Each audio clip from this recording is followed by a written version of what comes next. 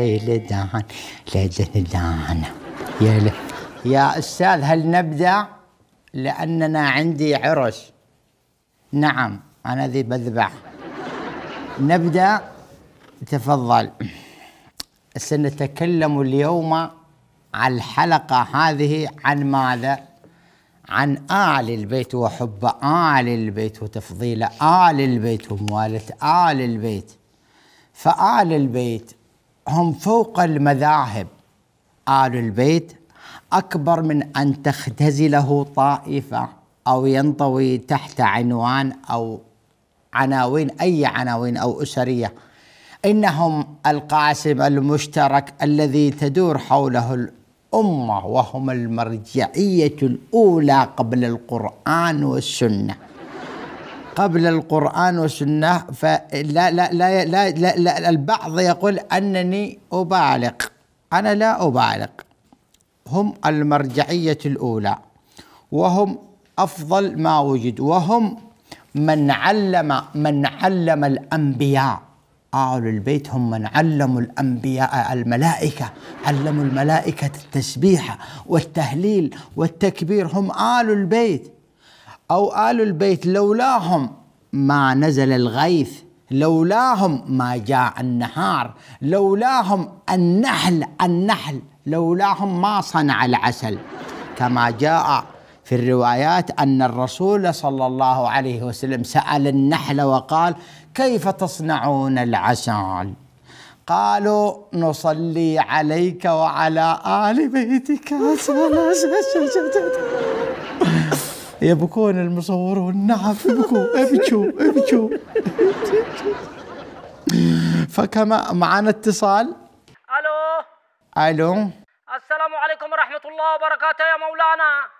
اهلا، قل يا سيدي. يا سيدي ونور قلبي.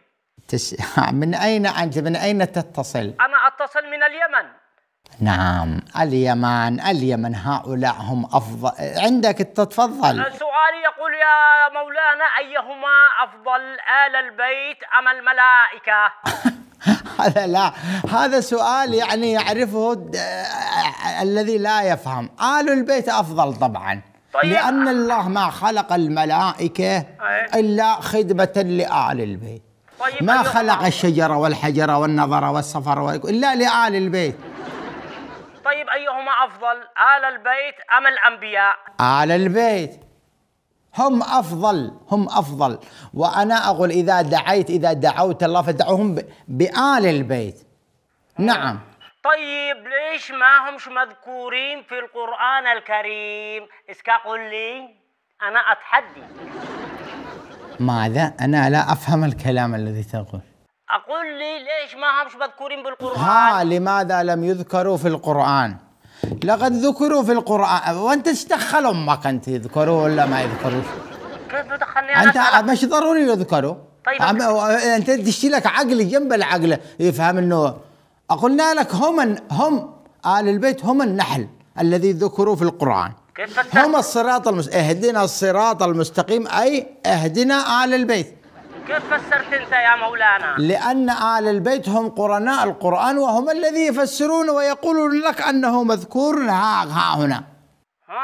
هم مذكورون في القرآن بصفات عدة. أنا ممكن يا سيدي أفسر لك أحسن منك. ماذا تفسر؟ أنت لا يجوز أن برب الفلق من شر ما خلق. أنتم شر ما خلق في الأرض. عليك سحائب ما قال البطريق دق، وما قالت الجرادة شق، وما قالت النملة وق.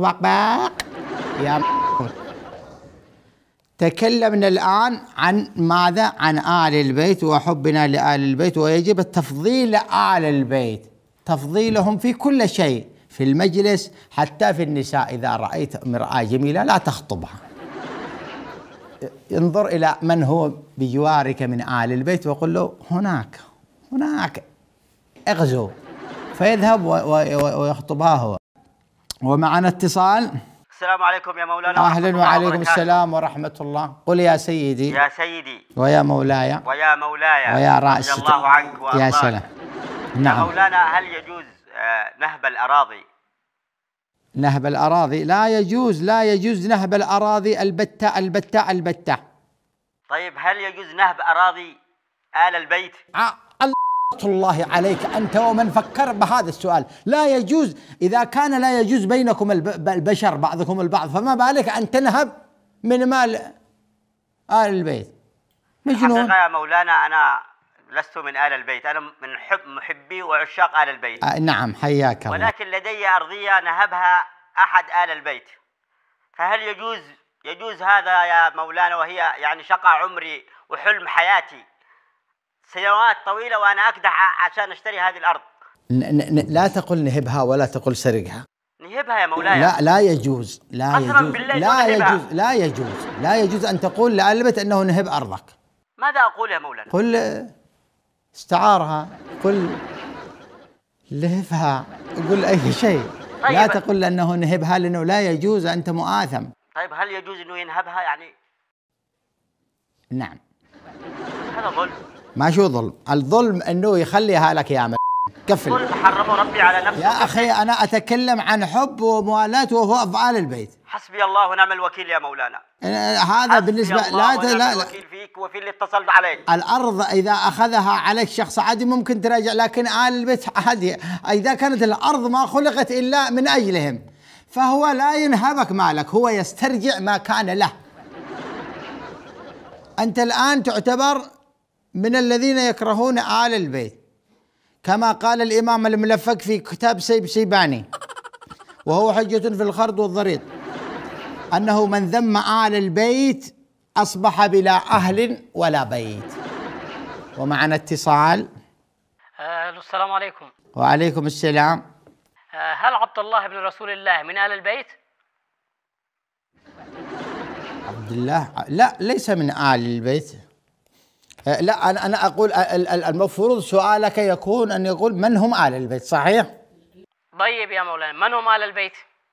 آل البيت هم آل الكساء الذي عندما الرسول صلى الله عليه وسلم جلس وضم إليه فاطمة وعلي والحسن والحسين. طيب هل أبناء علي من الآخر هم ارجع للسؤال الأول الذي سألتني، هل عبد الله عبد الله بن رسول الله من آل البيت؟ لا. وهل بنات الرسول من آل البيت؟ لا. إذن من هم آل البيت؟ أهل الكساء يا كنت بنقول لك لا يوجد آل البيت، المفروض تستغرب تقول كيف يا ابن، لكنك ما تعرف، أنت مدفوع، أنت مأجور، أنت ناصبي، ما تعرف حتى تسأل. خلني وأنا أسألك يا حمار، كيف علي كيف ابن رسول الله مش من آل البيت وهو ابن رسول الله؟ أقول لك هكذا مزاج.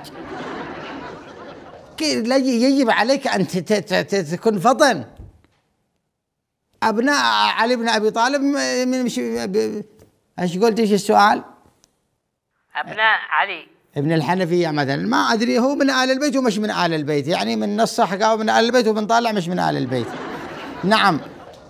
كما نذكر انه من اغضب او من زعل آل البيت فهو في النار، كما جاء في كتب المشلطحات عن الامام خشعبط المقحمط أنه وهو مؤلف الدسائس المخنزرة ومرقع سراويله لأئمة المفرطين، أنه من عارض آل البيت يصاب بضيق الكلبوش، وهو مرض يصاب به الحاجب والرموش، وإذا خرج في الشارع وشفته ما تعرفوش. هذه كتب كما جاء في الروايات. هنا نتكلم معنا اتصال من تفضل الأخ من مسيحي، من هذا؟ تفضل. الو. السلام عليكم. عليكم السلام. معك جورج قرداحي من لبنان. اهلا اخي جورج قرداحي، اهلا اهلا اهلا اهلا اهلا. لو سمحت فيك أهلاً. بس بدي اسالك سؤال. تفضل يا استاذ جورج. كنت بدي اعرف انا النار ولا في الجنه ان شاء الله؟ انت في الجنه، انت افضل من السنه كامل. السنه كلهم في النار. لماذا؟ لانهم عندما قالوا الشهادة قالوا أشهد أن لا إله إلا الله، ولم يقولوا وأشهد أن عليا ولي الله، فهم في النار. أما أنت رغم أنك مسيحي ولكنك عجبتنا، والله عجبتنا في آخر رغم مسيحيتك، ولكن حبك لآل البيت أدخلك الجنة يا أدخلك الجنة يا أدخلك الجنة يا 3 مرات. نرجع ونقول أن آل البيت أنهم فوق المذهب وأنهم فوق كل شيء. ومعنا اتصال. أنا أقول أنه إذا لم تحب آل البيت فأنت في النار، إذا لم توالي آل البيت فأنت في النار، إذا عارضت آل البيت فأنت في النار. إذا ألو اتصال. ألو السلام عليكم. وعليكم السلام. قل يا سيدي كسروا لقفك. عفوا يا سيدي، كيف الحال؟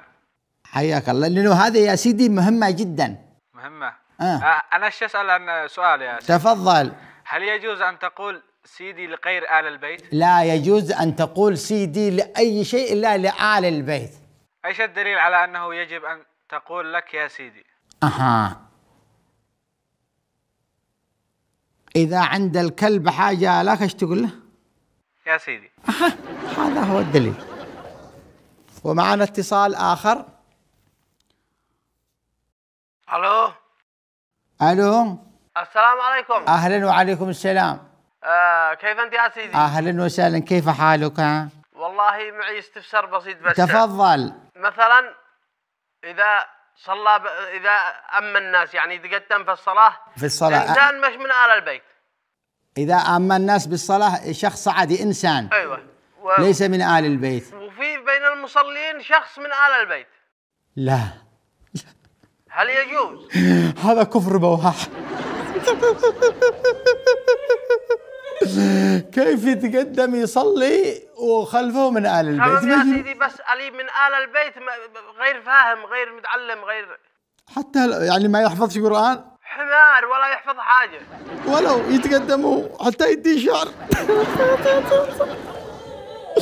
إذا مش حافظ قرآن يدي شعر، لغز، يدي حكمة. عليكم ورحمة الله، ما تفهموا هذا الحاجات. يعني صلاتنا باطلة. صلاتكم كلها للنار، صلاتكم كلها بكاء وإناء وشفاء. ومعنا اتصال. يا سيدي. هلا. اشتي وقع منكم شيعي بن يصلح. ليش عليك ما قال الغربان قاقا، وما قال الحمار وما قال المض طيط. أنت تفهم هذا أين المخرج عليه سحايب أنا أقول شيء وقع مثلكم يا أخي. غلق الإزعاج، ممنوع أنك تتصل. ومعنا اتصال آخر. ما في شيء اتصالات. المهم نتكلم الآن، نحن نتكلم عن آل البيت. آل البيت، لماذا الشعوب العربية متخلفة؟ لأنهم لا يحكمهم آل البيت، ومن لم يحكمهم آل البيت فهم متخلفون، سيكونون إلى وباء ودراء وشراء وبغراء. فيجب على كل يا الله، نضلت صورتي يا مخرج يا والله أنك في النار، أنت في النار، لأن هذا الصورة لم تلصق ولصق من حق آل البيت، يجب أن تلصق ساع الناس. إذن ومعنا اتصال. السلام عليكم. وعليكم السلام. طيب أنت قلت الدول التي لا يحكمها آل البيت أنها مدري إيش ومدري، انظر تتطور. نعم، انظر إلى سوريا ولبنان والعراق واليمن، ما لين كيف فعل بها آل البيت؟ لأن أنتم ما طرحتوش قلوبكم لآل البيت. المفروض كل شيء لأهل البيت على أساس يستروا يحكموا، توضعوا لهم على أساس يستروا يحكموكم، أما هكذا لا يجوز. يعني أوروبا وأمريكا وكذا تقدموا بدون آل البيت، ماذا تقول؟ يعني متطورين كثير. أيوة. ووصلوا للعلم كثير. نعم. والهندسة والتطور والطب والهذا بدون آل البيت. لو كان خيرا ما سبقونا إليه. اللهم صل على محمد. نعم. فالآن نتكلم. ما يعجبني المصورين عندما يكونوا مؤمنين. أنا أتكلم أنه نحن أصحاب مذهب، دعونا نحب آل البيت، دعونا نعشق آل البيت. ماذا يضيركم هذا؟ هل يضركم هذا شيء؟ ومعنا اتصال. ألو. ألو. ألو. ألو. الشوقع شيعية. ضحكت يا كلب. كيف وقع شيعيا مثلكم؟ ذبحتني من السنة. المايك عندك يا صح، المايك عندك وأنت تتصل براحتك، الاتصال ليس لك. نعم. ألو. الله لا وفقش ولا طرح لك بركة. أنا أتكلم عن آل البيت. الآن أنا أقول أنه دعونا نحب آل البيت براحتنا، فأنت لا تتكلمي، لا تدخلي في هذا الشيطان، لا يدخل لا يغويش. ألو السلام عليكم. أهلا وعليكم السلام. هل لديك سؤال في هذا الجانب، أنه لماذا السنة، لماذا يكرهون أن نحب، لماذا يعني عندهم حساسية عندما نحب آل البيت؟ شوف يا عزيزي، ما في عندنا مشكلة حب آل البيت، بس المشكلة أنك ضريتنا بهذا الحب. كيف؟ هل عندما ضريتك قطعت عليك الكهرباء أو الماء؟ قطعت الكهرباء والماء وخربت البلاد وشعلت الحروب في جميع أنحاء الوطن العربي. بتحبوا آل البيت يا أخي، حب آل البيت بس مش بهذا الطريقة، حبكم غلط، هذا ما عادش حب، هذا قد شرك. لا تقول أنه الشرك احنا حرار، أنت قلت احنا حرار، هل آذيناكم؟ نعم آذيتونا في اليمن وفي سوريا وفي لبنان وفي العراق، قتلتونا باسم آل البيت، هجرتونا باسم آل البيت، دمرتونا باسم آل البيت. قفل. في اليمن بنهبونا ليل ونهار. قفل يا محمد. حربي. قفل يا محمد. حق المولد. قفل. يسوي كل شيء لهم. أنا أقفل. يعني أخرج أنا أقفل أنا بخرج. هذا يا أخي هذا مش بيت رسول الله، أنتم أعداء لآل البيت وأعداء للدين.